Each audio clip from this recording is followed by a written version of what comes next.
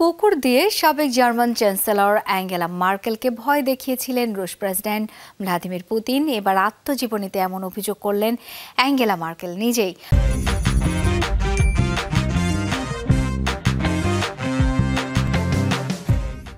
বলেন 2007 সালে রাশিয়ায় এক বৈঠকে কালো ল্যাব্রাডর জাতের কুকুর নিয়ে আসেন পুতিন, যা দেখে খুব অস্বস্তি বোধ করছিলেন সাবেক জার্মান চ্যান্সেলর।